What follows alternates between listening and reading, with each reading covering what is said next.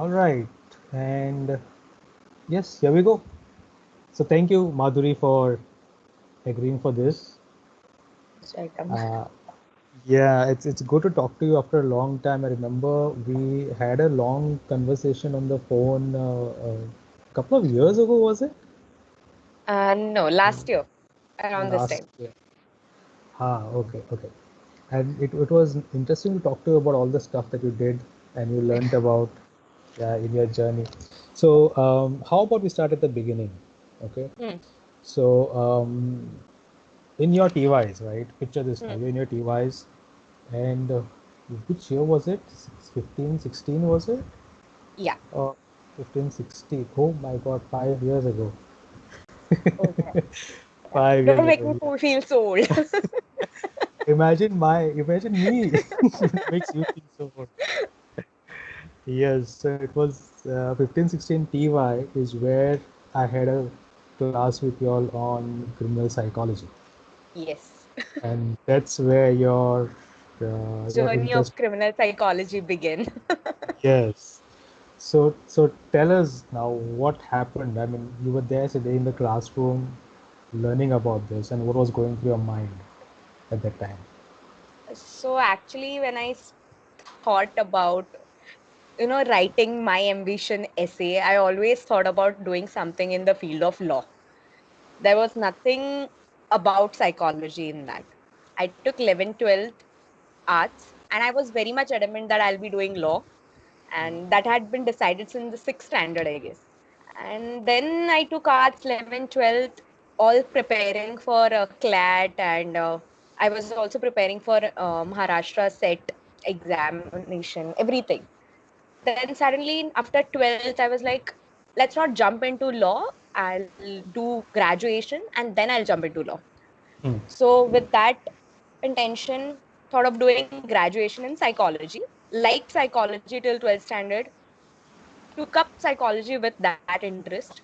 Hmm. And by third year, I was addicted to psychology. I couldn't leave psychology, but always this thing was there in mind. No, I have to do law.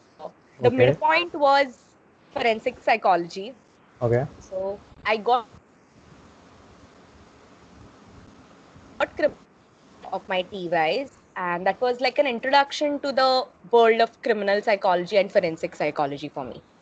Hmm. And that's when the journey started, and I changed entirely from doing law to criminal forensic psychology. I changed my Yeah. mind entirely. Yeah, because you said, I mean, your first liking was towards law, and then psychology somehow ambushed that and held it hostage. Yes. So, Yes. and I remember you used to ask me about whether there are any institutes where you can learn Hmm. about forensic psychology, and we came up with the one in Gujarat. Yeah. So, by that time, I think you had already decided you want to do this. Yes, kind of. Okay. I visited the university before I joined the university. After I had a talk with you about couple of universities here and there, and I remember you gave me a list of criminology courses. But the thing is, I was not much into criminology as a field. What Hmm. interested me more was forensic psychology. So when I went through the syllabus of Gujarat Forensic Sciences University, it interested me more compared to criminology. Hmm. So then that's how I decided to go into forensic psychology entirely. Okay, so now one of the most obvious questions that people will have is what's the Hmm. difference between criminology or criminal psychology and forensic psychology? So theoretically speaking, criminology will talk about theories which will talk why criminal offenders behave like this and why criminals do not behave in such a particular way. These are the things what a criminologist would analyze, Mhm. and they will also analyze the trends in crimes. What a forensic psychologist would do is not only what criminal psychologists do, but also take care of different aspects like lie detection, deception detection techniques, which will include lie detection techniques such as polygraph, narcoanalysis, brain electrical oscillation signature profiling. These are different kinds of techniques we use in the field of forensic psychology. At the same time, it will also look into rehabilitation, profiling, not as a profiler, but to help the investigation process and also for research purposes. So these are the things a forensic psychologist would cover. And also, at the same time, forensic psychologists would also take victim's perspective into place and would think from a victim's perspective, which we call as psychological autopsy, which is Okay. usually in the field of forensic psychology. Hmm. Okay. Interesting. I mean, that's a whole new. I mean, when you rattled off all those subjects and Yeah, there are, specializations, it's a lot to take in when you first yeah. encounter it. How was it for you to sit in the classroom and learn about all this for the first time in Gujarat? So we learned mostly through researches when and not through only textbooks. Hmm. So our classes would be like take through three research papers on your email, review them, and come into the class and Wow. then discuss about it. Ah, Professor would introduce certain things and then he would be like, check your emails for more research papers. okay. So it was more of review lectures and a lot of studies with EEG and other stuff. So it was Mhm. difficult in the first go to understand what is polygraph, what is criminal, what is uh, BIOS or EEG. Had Mm. no touch to all these instruments. Suddenly, from having a book which is compiled at the start of the semester itself, going to another state and then starting to study from different review papers was difficult. Yeah. But yeah, managed. Wow. Okay.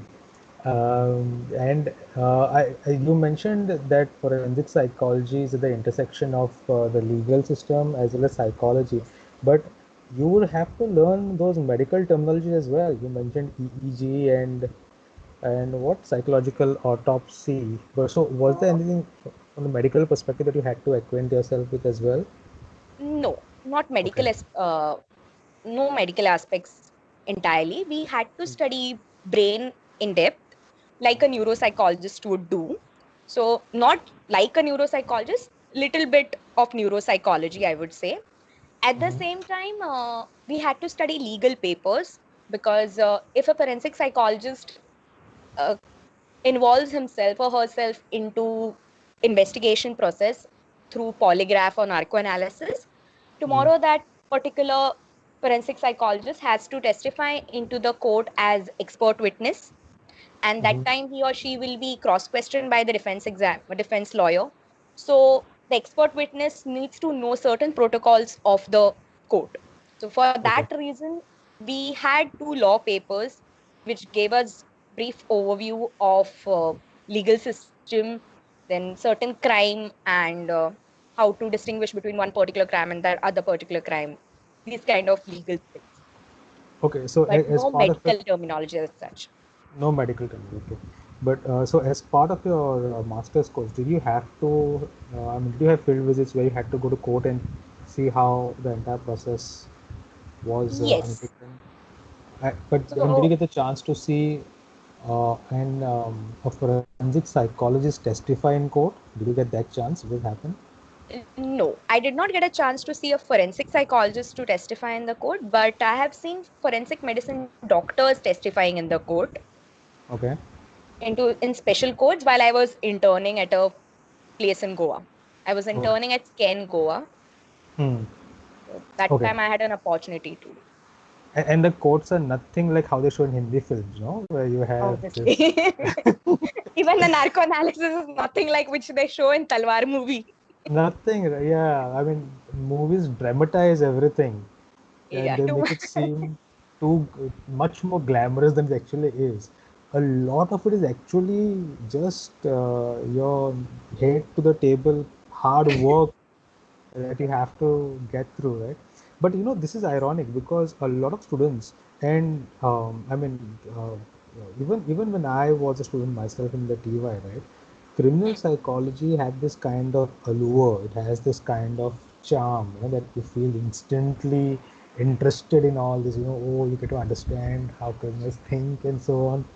And then when you look at, I mean, the Bollywood, the media part TV part does the rest of it. Makes it look glamorous and so. But when you enter, you realize that, hold on, I was not told that this is going to be, this is how it's going to be.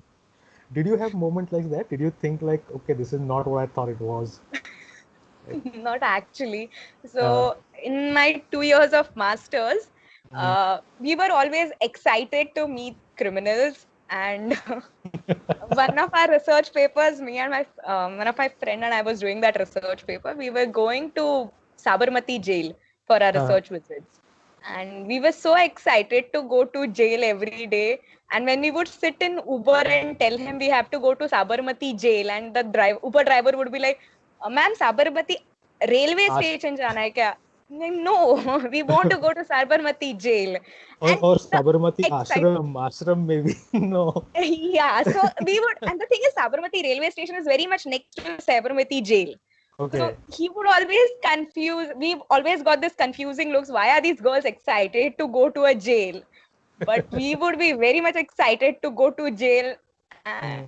And yeah, even at Tihar jail, when we visited Tihar jail, we were super excited. Me and my friend, we were up at 6 in the morning, like, आज Tihar जाएंगे. That excitement we had to meet criminals. Okay, so I think it suffices to say it was never a boring day in class for those 2 years. Okay, okay. So then, what are the kinds of subjects you learned in part one and in part two? Did you have to specialize in something, and what was your project about, a dissertation? So for my batch, we had 4 years with. In first year, we had papers on investigation technologies. So Hmm. what kind of polygraph methods we have, and introduction to forensic psychology, basically. At the same time, neuropsychology of crime, neurobiology of crime. So in that, we had to study about brain in depth. Then in the second semester, we had papers on law, as two papers on law. One was related to legal administration, and the second one was related to IPC and IPC, basic only IPC and Okay. Evidence Act. Hmm. And in the second year, we studied whatever we had studied in first year only, but in depth. So in the first year, when we had introduction about forensic psychology, we were just looking at polygraph, BOS. These are the different types of techniques we have. Hmm. But in the second year for our semester, we were studying polygraph in depth. So how to make questions for polygraph, or what are the different analyzing techniques for polygraph charts. These were the things we studied in second year. For my batch particularly, we did not have project for a 6 months, but we Okay. had internships. So we had two internships at that time. One internship we could choose, and in the second internship, we were placed in Directorate of Forensic Sciences. That's a lab next to Gujarat Forensic Sciences University. We would visit that lab full time, and we would get an opportunity to look at cases which were going on. Hmm. So Okay. that was Okay. more into the So, second semester. And in the last semester, that is my fourth semester of second year, sorry, second semester of my second year, we studied mostly the analyzing part. So third hmm. semester was how to make the questions, and fourth semester was with interpretations of it mostly. Okay. When you say questions, what are these questions for? So questions for polygraph. So what kind of questions you would ask? It Okay. would obviously depend on the case, but Hmm. there are different techniques which we follow to form a question. There is Okay. a pre-test, then there is test, and then there is post-test. So in the Uh, pre-test, we will stabilize and we will see what kind of demographic, no, not demographic, physiological to, responses are there to in find the a person. baseline. Baseline, yes. And Yes. once Okay. the baseline is established, and then we will go to the testing phase, and then post-test again baseline, leave the subject. Okay. Okay. So your internship might have been pretty exciting, huh, to learn about all this first. And okay. Yeah. Okay. Now, through this now, because you've spent 2 years in this industry, Hmm. and this is directly for the benefit of the ones who are looking to pursue a career in this. Which other colleges did you realize? Because we had a hard time looking for colleges Yeah. when we were outside. So now, which colleges did you come across? We can offer similar types of courses. So forensic psychology is there only in Gujarat Forensic Sciences University's Institute of Behavioral Sciences. There is no other university or institute in Goa which offers forensic psychology. Hmm. They Okay. would offer forensic sciences, that is a totally different area. We deal with only forensic psychology. So there is no other university other than the GFSU. Nothing in India at all. No. It's the Oh. only university in Asia. And there are other universities which offer criminology courses, Huh. but those are criminology courses. They are not forensic courses. Yeah. So they are focused only on the criminal's Criminal psych. behavior. Ah. Yes. So now I And think, why it causes. yeah, what are the factors that can arise to Yes. criminal behavior and Hmm. how to influence that? Okay. In fact, GFSU will be, my university would be National Forensic Institute in the country in 2-3 months. They have passed a bill. It's Hmm. still under process. Also, they're planning to make it the National Institute now for forensic Yes. studies. It would be a Great, central institute. great. Yeah, okay. Did you have any Goan classmates there? Anyone you knew? Not in forensic psychology. I had a Goan friend in forensic sciences, Uh-huh. and one junior joined me later in Oh, forensic psychology. A okay. senior did MPhil, but she was into MPhil, not in not in Okay. masters of forensic psychology. All right, okay. So then, 15, 16, you finished your TYs, and then 16 till 16, 17, 17, 18 is when you finished your masters. How was it to finish your masters and then jump into the field? What was the experience there? Uh, till now, for every interview, I have just answered what is forensic psychology. Because every interview, if I go, I have to explain them what is my field first. And Wow. then there are Okay. no questions left for anything. Like I Okay. So, go prepared for all the questions they would uh, ask, but no, they all so, ask me about forensic psychology. so when you say interviews, you're talking about interviews for teaching positions. Not only teaching positions, any position for research also. I was only asked okay, so what have you done till now? So masters Uh, in forensic psychology. Okay, tell us about forensic psychology. oh, okay. So in other words, you're saying that you're finding that there's not much that is available to you right now there in the field. Yeah. Okay. So Yes. so let's say if things Hmm. were better in terms of opportunities, and now the pandemic has put everything, thrown everything for a toss. But so let's not go there. But Hmm. if everything had worked out in your favor, right? Hmm. What are the different types of employment opportunity that one might find after they do a course in forensic psychology? So, one place where a forensic psychologist is recognized as a forensic psychologist with that tag is forensic labs. Okay. And in forensic labs, they have to perform different processes such as narco and polygraph. This is their main in forensic labs. Okay. This is one of the job opportunities as a forensic psychologist. Second thing would be rehabilitation psychology.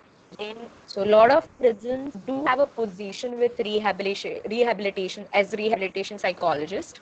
That rehabilitation psychologist is totally different from rehabilitation psychologist by RCI. Okay, that is for with disability and other Yes. Yes. qualifications. This is only for Correct. rehabilitation of prisoners. So they Correct. say not rehabilitation, they might mention it as psychologist for rehabilitation purposes. Okay. There, a forensic psychologist can work because Mm.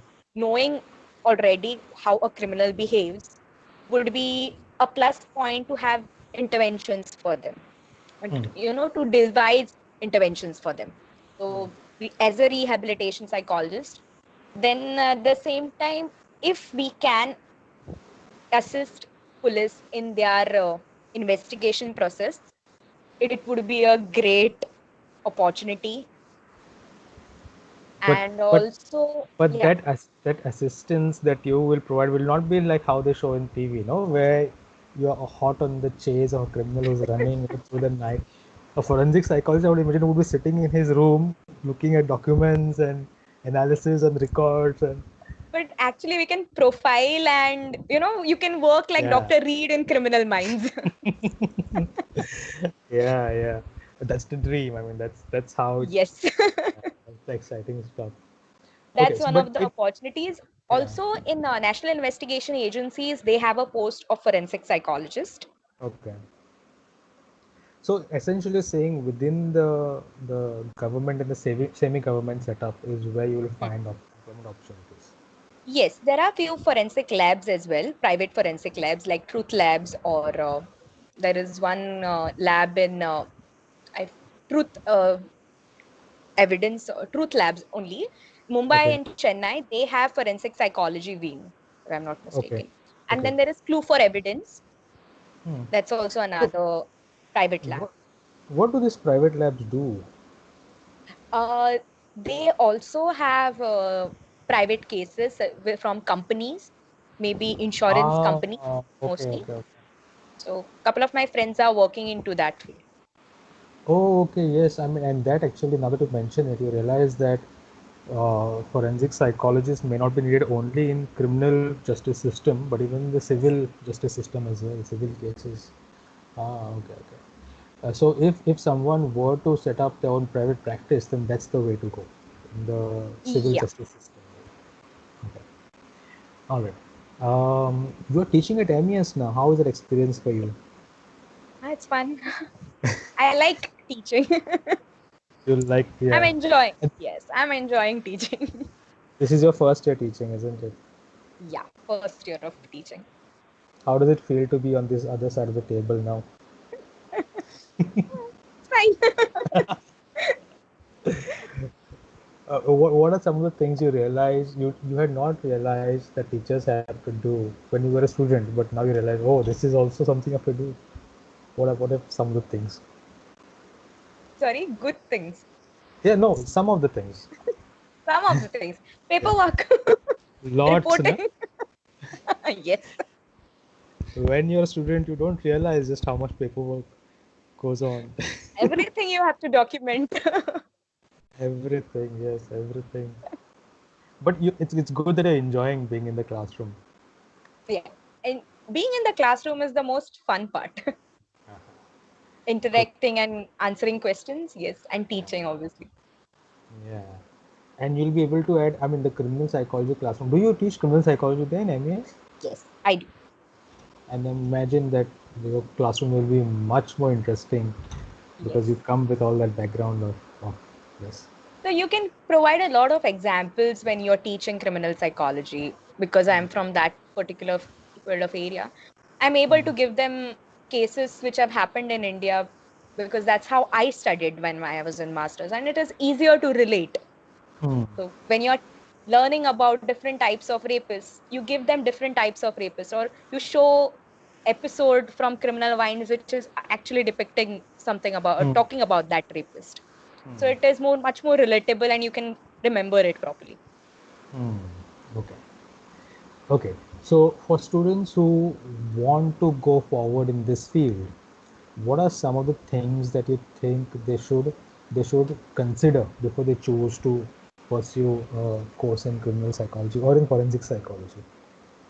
Uh, do not think that, first of all, that that there is job opportunity, or this is nothing in overall, in any field for that matter. Job opportunities is not something which is in your hand. So if you're really interested in this field of forensics and criminal psychology, go ahead. It's a wonderful field to explore criminal minds and working with victims. If you're going to get scared about, or you're not able to read different kinds of cases, this may not be the field. Hmm. Because in the field, even while doing internships, you have to go through different cases, you have to read, you have to see the pictures, and you have to constantly interact with different kinds of people who have done different kinds of crimes, with showing empathy. You cannot be judgmental when you're talking to criminals, even for I am saying criminals, sorry, prisoners, or even suspects for that matter. You have to be neutral and listen to them, and then you can form judgments. Yeah, So one you thing need a, you have to, you need a strong stomach for all this, no? Otherwise, you yeah, can't you need survive to be this. non-judgmental. You might have sleepless nights while you Ah, are interning or you are researching. oh. Yeah, obviously you will have sleepless nights, and you will have different dreams after you even come out of this entire area. Oh, okay.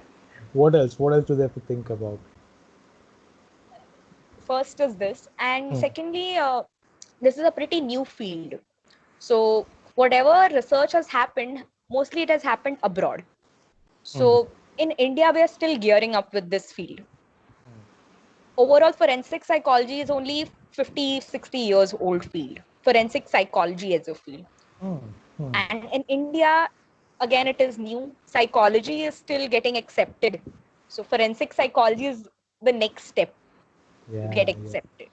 So you have to deal with questions like, okay, what is forensic psychology? Even after you do masters, you study in depth of forensic psychology, you will be still asked what is forensic psychology.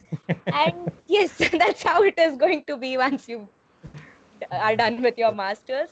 And then there are different exams. One of the exams which is there is FPET, Forensic Psychologist Accreditation Test. So this was held first time in November, and few of us qualified as forensic psychologists Hmm. in India.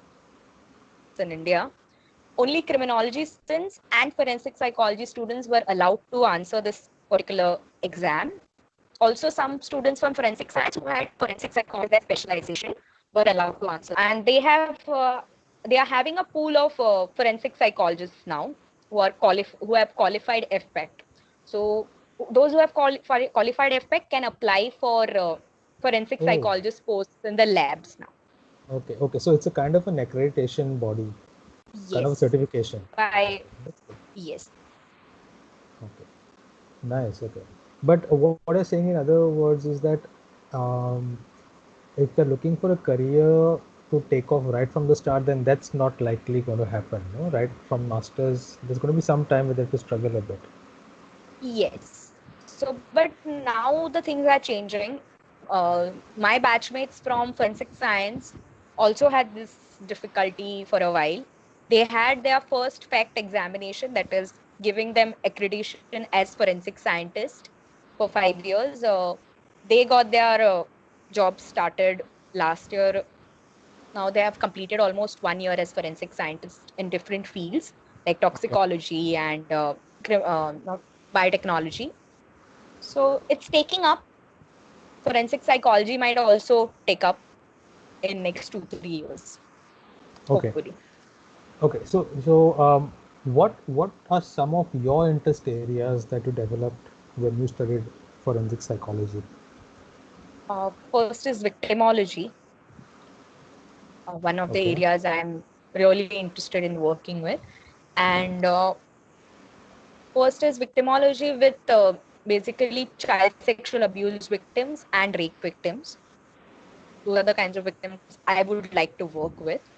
And I got really good opportunities to work at different internship places which were working in this. And then another interest area which I developed was with forensic neuropsychology tool, that is BEOS. It's a slightly different version of EEG, higher version of Mm. EEG, I can say. And that is an investigation tool. I developed research interest in the field of forensic neuropsychology.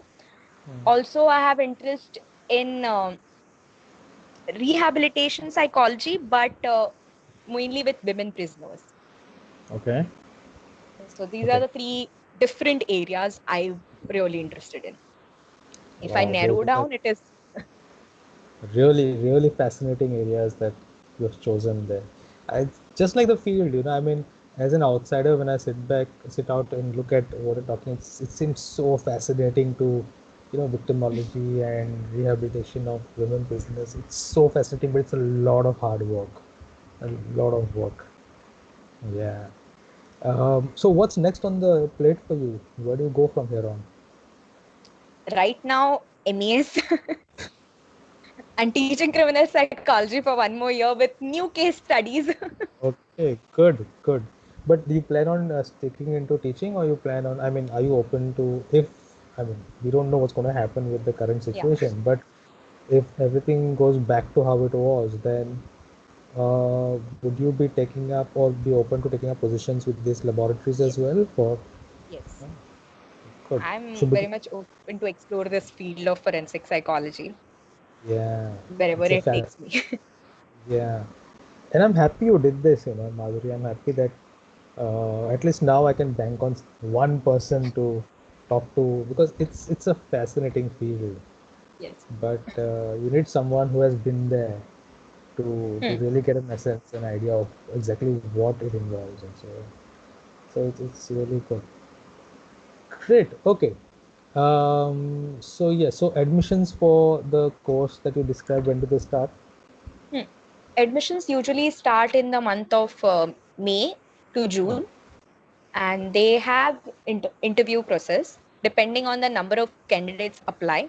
If now they have I guess 25 seats, so more than 50 students apply, then they have a written test, and then they have to go through interview process. okay. So now, do they allow non-psychology students to choose or to opt for forensic psychology?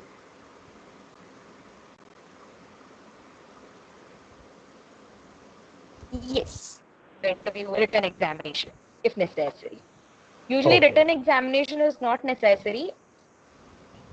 They usually prefer only interviews, Okay. but if not, then also interview. They might have to go through written processes as well. If there are more number of candidates to scrutinize, it is better. Great. Okay. All right. I mean, I have gone through everything that I wanted to ask you. Is there something else that you wanted Okay. to talk about that I haven't mentioned, perhaps? No. Okay. I think we Good. have pretty much covered what is forensic psychology. Yeah. I mean, this might have been the longest what is forensic psychology based interview ever given, no? Compared to the other interviews. But here's the thing, if my students want Hmm. to contact you because they may have Hmm. more questions, Yeah. now I'm going to upload this all online. So is it, I mean, I Yeah. would encourage them to type up YouTube comments and ask you questions there on. So perhaps you could respond there itself, Yeah, or I'm you, ready to respond there itself. Otherwise, you can always reach out to me on my email ID. I'll also provide you my email ID. You can always put it in the bio. I'm open oh, to questions. Yeah. great. Okay. Yes. Well, this was fun. Thank you so much, Madhuri, Thank you. for being a part of this. Thank you, Right. So, sir, for first of all introducing me to criminal psychology, uh, and then I am here as a forensic psychologist. I'm so happy that you have gone so far, and I mean, that is one thing I remember from Dempe. It's you pestering me. So did you find something? Did you find something? Is there a college? Is there a college? I remember that. I remember going through, and fortunately it worked out, and I'm really happy for you. I'm really Thank happy. you. Right? We'll catch up again. So thanks for Sure. doing this. Okay. Most welcome. Yes, All anytime. right.